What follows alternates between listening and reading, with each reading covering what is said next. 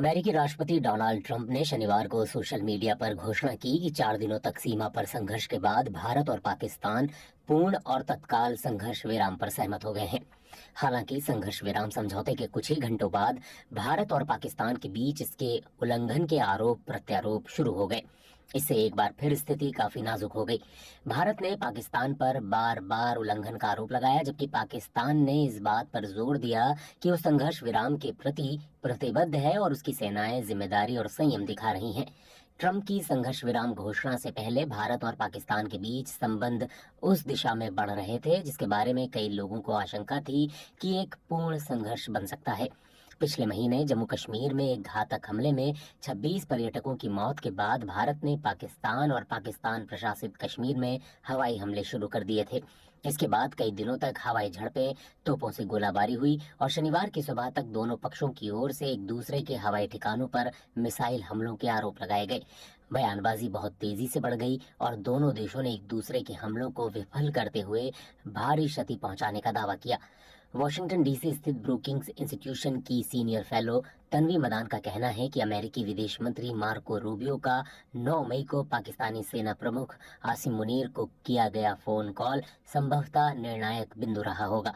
वो कहती हैं, विभिन्न अंतर्राष्ट्रीय नेताओं की भूमिका के बारे में हम अभी भी बहुत कुछ नहीं जानते हैं, लेकिन पिछले 3 दिनों में ये स्पष्ट हो गया है कि कम से कम 3 देश तनाव कम करने के लिए काम कर रहे थे: अमेरिका, ब्रिटेन और सऊदी अरब। पाकिस्तान के विदेश मंत्री इसहाक डार ने पाकिस्तानी मीडिया को बताया कि इस कूटनीति में 3 दर्जन देश शामिल हैं, इनमें तुर्की, सऊदी अरब और अमेरिका भी शामिल है। हालांकि शुरुआत में अमेरिका का रुख अलग थलग सा दिखाई दिया था। जैसे ही तनाव बढ़ा, अमेरिकी उपराष्ट्रपति जेडी वेंस ने बृहस्पतिवार को कहा, अमेरिका उस युद्ध में शामिल नहीं होने जा रहा है, ये हमारा काम नहीं है।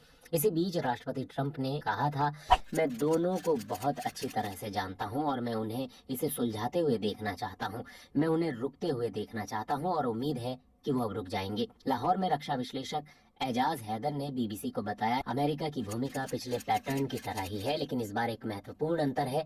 उन्होंने शुरुआत में दूरी बनाए रखी, तुरंत हस्तक्षेप करने से पहले उन्होंने संकट को बढ़ते देखा और जब उन्होंने ये देख लिया कि स्थिति किस ओर जा रही है, तब उन्होंने इसे रोकने के लिए कदम उठाया। पाकिस्तान में विशेषज्ञों का कहना है कि जब तनाव बढ़ा तो पाकिस्तान ने दोहरे संकेत दिए। एक तरफ सैन्य जवाबी कार्रवाई और दूसरी तरफ नेशनल कमांड अथॉरिटी की बैठक बुलाना, जो कि परमाणु क्षमता की याद दिलाने का संकेत देना था। पाकिस्तान कमांड अथॉरिटी देश के परमाणु हथियारों पर नियंत्रण रखती है और उसके इस्तेमाल संबंधी फैसले लेती है। यह वही समय था जब अमेरिकी विदेश मंत्री मार्को रूबियो ने हस्तक्षेप किया। Carnegie Endowment for International Peace के एक वरिष्ठ फेलो एशले जे टेलिस ने बीबीसी को बताया, अमेरिका का इससे बाहर रहना मुमकिन ही नहीं था। विदेश मंत्री रूबियो के प्रयासों के बिना ये चीज नहीं हो पाती। इस बात में जिस एक चीज ने और मदद की वो है अमेरिका का भारत के साथ गहरा होता संबंध।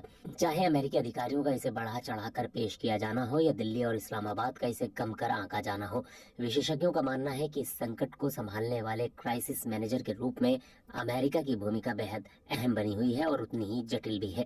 हालांकि अब भी शनिवार के घटनाक्रम के बाद सीज फायर के टिके रहने को लेकर संदेह की स्थिति बनी हुई है। मीडिया में ऐसी खबरें भी आई हैं कि ये सीज फायर दोनों देशों के वरिष्ठ सैन्य अधिकारियों के जरिए कराया गया है, न कि अमेरिका के जरिए।